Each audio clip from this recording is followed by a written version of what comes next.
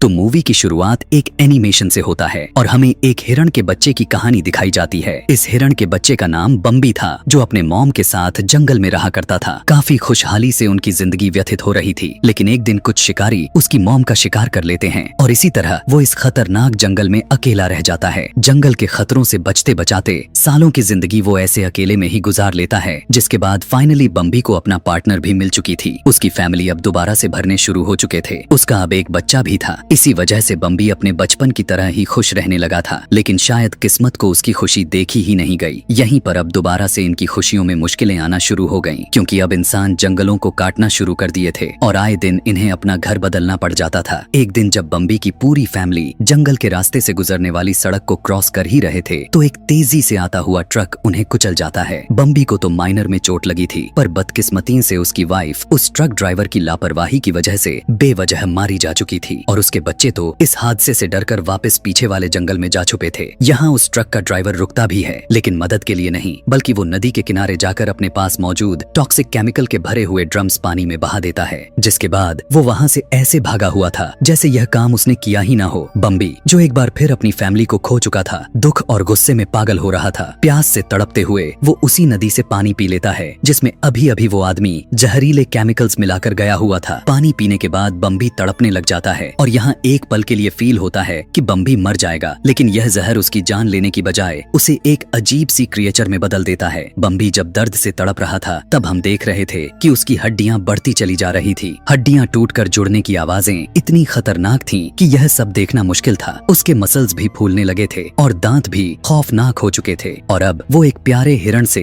एक खौफनाक मॉन्स्टर में बदल गया, जो 4 पैरों की जगह अब 2 पैरों पर खड़ा होकर भी चल सकता था। पहले ही वो अपने गम और गुस्से में पागल था। इस दर्द को सहन कर लेने के बाद वो कसम खा लेता है कि हर हाल में अब वो इंसानों से अपनी फैमिली का बदला लेकर ही रहेगा। अब यहीं से सीन कट हुआ और हम रियलिटी में आ जाते हैं। हमें दिखाया गया जिना और उसका बेटा, जो अपने फैमिली के साथ थैंक्स गिविंग मनाने के लिए जा रहे थे। पर यहाँ पर जिना बहुत ही ज्यादा परेशान थी, क्योंकि हमेशा की तरह उसके हस्बैंड ने लास्ट मिनट पर अपना इरादा कैंसिल कर दिया था। अब जिना को अपने बेटा के साथ अकेले ही इतने लंबे सफर पर जाना था। इतनी लंबे ड्राइव को खुद करने का रिस्क नहीं लेती, इसीलिए वो एक टैक्सी बुक करवा लेती है ताकि वो जंगल में बने उस कैबिन में पहुंच जाए, जहां पर उसकी मदर इन लॉ यानी उसके बेटे बेंजी की ग्रैंड मदर रहती हैं। जंगल के टेढ़े मेढ़े रास्तों की वजह से बेंजी की तबीयत भी खराब रहती है और डैड के ना आने की वजह से उसका मूड खराब रहता है। तब जिना मजाक में उससे कहने लग गई कि अरे तुम्हारे डैड नहीं आए तो क्या हुआ, हमें कौन सा कोई इस जंगल में निकल जाएगा। यह सुनते ही ड्राइवर सीरियस हो जाता है और उन्हें वार्निंग देते हुए कहने लगा कि यह जंगल कोई आम जंगल नहीं है, यहाँ पर अक्सर लोग गायब हो जाया करते हैं। बेंजी को दोबारा से वॉमिटिंग होने लग जाती है और वो एकदम से ड्राइवर को गाड़ी रोकने को कहता है। अभी ड्राइवर ने ब्रेक पर पैर रखता ही है कि अचानक धमाका हो जाता है। कोई बहुत ही भारी चीज उनकी टैक्सी से टकरा गई। टकराव इतनी तेज थी कि गाड़ी हवा में ही उछल जाती है और बैलेंस खराब होने की वजह से खाई में गिर जाती और गाड़ी पलट जाती है। जिना और बेंजी किसी तरह अपनी जान बचाते हुए उस टूटी हुई गाड़ी से बाहर निकलने में कामयाब हो जाते हैं। इस टाइम वो जख्मी भी बहुत ज्यादा होने के साथ साथ काफी डरे भी हुए थे, क्योंकि उन्होंने महसूस किया हुआ था कि अंधेरे में कोई ड्राइवर बहुत ही बुरे तरीके से खींच कर ले गया था। वो कहाँ भी था कि यहाँ लोग गायब होते हैं। इसी वजह से वो और भी ज्यादा डर चुके थे। तभी इनकी डर को बढ़ाने के लिए जंगल के सन्नाटे में और भी ज्यादा डरावनी आवाज सुनाई दे पड़ती है। एक गुर्राहट और भारी कदमों की आवाज से उनको एहसास होता है कि उनके करीब कोई शिकार कर रहा है। अपनी जान बचाने के लिए यह दोनों माँ बेटा जंगल में ही भागने लग जाते हैं और आखिर में ग्रैंड माँ मैरी के कैबिन तक पहुँच ही जाते हैं। अंदर कैबिन में बाकी फैमिली उनका इंतजार कर रही थी। यहाँ पर साइमन के सभी भाई, उनकी वाइफ और बच्चे भी आए हुए थे और सभी का मूड खराब हो चुका था, क्योंकि साइमन बेंजी के डैड नहीं आए हुए थे। यहाँ पर आकर हमें पता चला कि बेंजी के ग्रैंड माँ को डिमेंशिया है। वो हमेशा अपनी चेयर पर बैठकर अजीब अजीब बातें करती रहती हैं और अजीब डरावने स्केचेस भी बनाती रहती हैं। एकदम अचानक से अब इनका दरवाजा जोर जोर से नॉक होने लग गया और जैसे ही ये लोग जाकर दरवाजा खोलते हैं तो दिखाया जाता है कि साइमन की फैमिली आई हुई थी। इस टाइम ये दोनों बहुत ही ज्यादा डरे हुए थे और कांप रहे थे।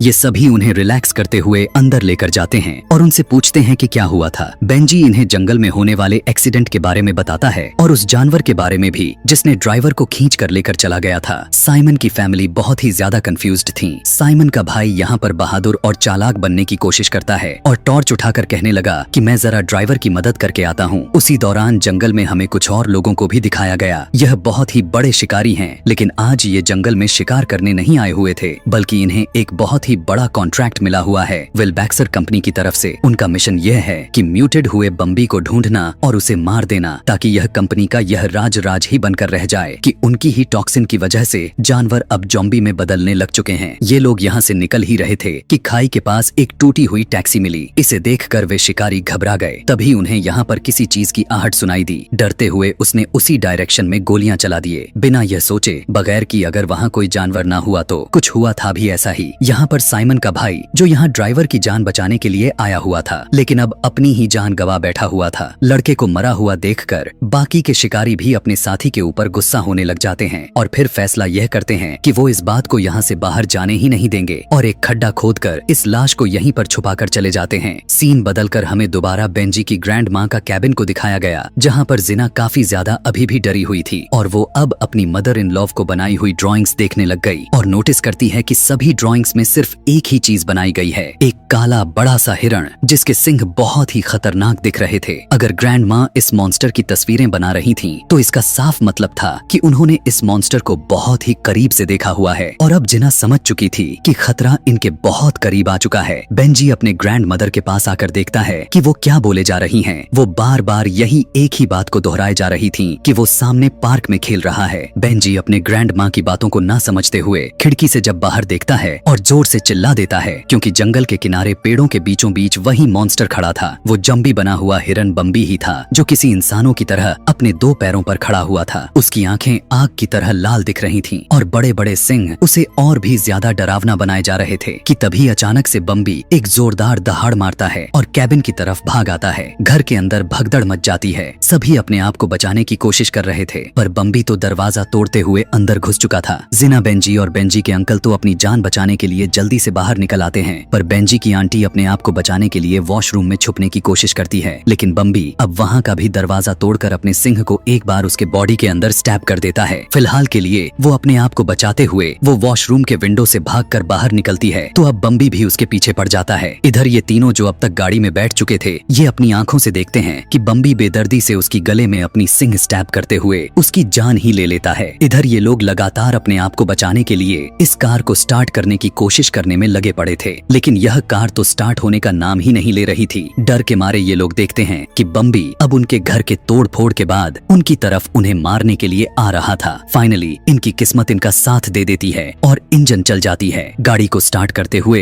ये लोग उसे अपनी रोड की तरफ भगाने लग गए, लेकिन अभी भी बम्बी उनका पीछा बड़ी बड़ी छलांगे लगाते हुए आ रहा था। वो बार बार इन्हें रोड से नीचे गिराने की कोशिश करता रहा, लेकिन बेंजी के अंकल एक अच्छे ड्राइवर थे। काफी देर तक उन्होंने अपना बैलेंस बनाए रखे और स्पीड भी बढ़ाई रखी, जिसकी वजह से ये लोग बचकर बम्बी से आगे निकल गए। लेकिन फिर कुछ ही दूर जाने पर उनका रास्ता एक बड़े से पेड़ ने रोक लिया। अब ये लोग बुरी तरह से फंस चुके थे, ना ही आगे जा सकते थे और ना ही पीछे। वक्त भी कम था, बम्बी जल्द ही इन तक पहुंचने वाला था। ये सभी अब फैसला करते हैं कि ये उस गिरे हुए पेड़ को अपने रास्ते से हटाएंगे। बेंजी का अंकल कहता है कि मैंने बाहर जाकर इस लकड़ी को एक रस्सी से बांधूंगा, बाकी लोग पेड़ को दूसरी तरफ धक्का देंगे, जो कि एक डायरेक्शन बनाएगा और फाइनल धक्का गाड़ी से लगेगा, ताकि ये पेड़ जंगल की तरफ जाकर गिरे और रास्ता बन जाए। यहाँ पर बेंजी को बहुत ही बड़ी जिम्मेदारी दे दी गई थी, क्योंकि उसने ड्राइविंग सीट ले ली थी। ये लोग अब पूरा अपना सेटअप करते हैं कि तभी अचानक अंधेरे से वो मॉन्स्टर यानी बम्बी निकल आता है।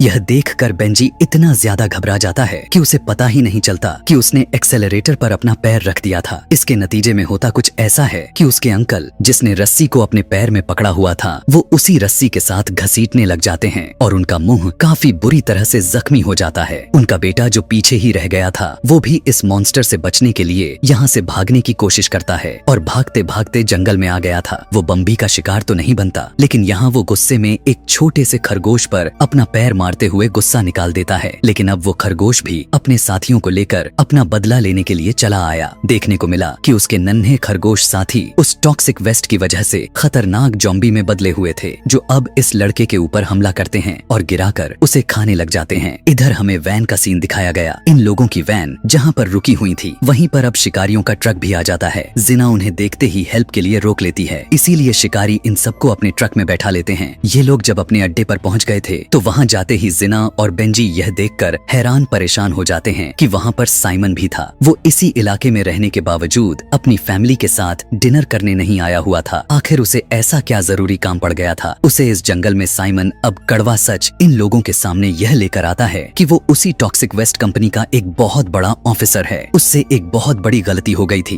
क्योंकि उसने ऑर्डर दे दिया था अपने टॉक्सिक वेस्ट को जंगल में फेंकने की, क्योंकि उस वेस्ट को एनवायरनमेंट फ्रेंडली बनाने के लिए उन्हें बहुत ज्यादा रिक्वायर्ड होता था। इसीलिए अब साइमन ने डिसाइड किया कि वो पैसा उस वेस्ट को साफ करने में नहीं लगाएगा, बल्कि उसने उस पैसे को खुद रख लिया और वेस्ट को जंगल के पानी में गिरवा दिया। उसी टॉक्सिक वेस्ट का पानी पीने के बाद बम्बी और जंगल के कई जानवर भयानक मॉन्स्टर में तब्दील हो गए। अगर ये बात कंपनी से बाहर चली जाती या किसी को पता चल जाती तो कंपनी पर और उसके भी ऊपर एक बहुत बड़ा केस बन जाता और वो जेल चला जाता। अपने आप को बचाने के लिए ही उसने इन शिकारियों को हायर किया हुआ था और वही बम्बी और सारे जम्बी बने जानवरों को मारना चाहता था और इस जंगल को क्लियर करना चाहता था। यह सारी हकीकत सुनकर जिना उसके ऊपर चिल्लाने लग जाती है और उसे बताती है कि सिर्फ तुम्हारी इस गलती की वजह से तुम्हारा अपना ही भाई और भतीजा मर चुके हैं और अब मैं और तुम्हारा बेटा भी इसी हालातों से गुजर रहे हैं। साइमन कहता है, मुझे परवाह नहीं, मैं तो कभी भी यह जिम्मेदारी लेना ही नहीं चाहता था। बेंजी बाहर खड़ा हुआ यह सब कुछ सुन रहा था और यह जानकर कि उसके डैड उससे बिल्कुल भी प्यार नहीं करते तो वो बहुत ही ज्यादा उदास हो जाता है और यहाँ से भाग जाता है। बेंजी कुछ ही दूर गया तो उसने देखा कि यहाँ पर एक पिंजरे को ढक कर रखा गया था। उसने कपड़ा हटाया तो यह देखकर हैरान रह गया कि यहाँ पर एक हिरण का बच्चा था। यह देखकर उसे समझ आ गया कि शिकारियों ने इस बच्चे को ट्रैप बनाया हुआ है ताकि उस मॉन्स्टर बम्बी को बुलाया जा सके। बेंजी को उस छोटे से बेचारे जानवर के अंदर अपना दर्द महसूस होता है। वो भी तो अपने डैड से दूर था, इसीलिए वो पिंजरा खोलकर उसे आजाद कर देता है। इधर बम्बी जो इस टाइम एक दूसरी इंसान को भी मारने वाला था, उसे जैसे ही अपने बच्चे की खुशबू आती है तो वो उस आदमी को छोड़कर अपने बच्चे को ढूंढने के लिए निकल जाता है। अपने बच्चे को ढूंढते ढूंढते वो अब इन शिकारियों की कैंप के अंदर घुस गया था, जहाँ जाते ही उसे पहले बेंजी की ग्रैंड माँ दिख जाती हैं। इससे पहले कि वो बेंजी की ग्रैंड मदर को खा जाता, उसके डैड के कोवर्कर की यहाँ चीख निकल पड़ती है और जोरदार से बम्बी उसके ऊपर हमला कर देता है। कंट्रोल रूम में ये सभी लोग अब बम्बी को मारने के लिए पूरी तरह से तैयार दिख रहे थे। शिकारी उसके ऊपर गोली चलाने की कोशिश करता तो है, मगर मॉन्स्टर उसे अपने सिंघों पर उठाकर फेंक देता है। इस टाइम बम्बी के सामने साइमन की पूरी फैमिली थी, पर साइमन अपनी फैमिली की जान बचाने की बजाय अपनी जान बचाकर वहाँ से भाग जाता है। वो अब जाकर अपनी महंगी गाड़ी में बैठ चुका था और उसने अपनी सीट को भी लॉक्ड कर लिया था। उसे लगा कि अब उसकी जान बच गई है, लेकिन ये तो उसका सबसे बड़ी गलती थी।